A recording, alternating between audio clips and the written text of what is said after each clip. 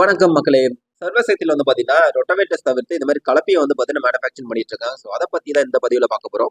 அதுக்கு முன்னாடி நம்ம சேனல் இன்னும் ஃபாலோ பண்ணாம இருந்தீங்கன்னா, மறக்காம நம்ம சேனல ஃபாலோ பண்ணி சப்போர்ட் பண்ணுங்க. வாங்க வீடியோக்குள்ள போலாம்.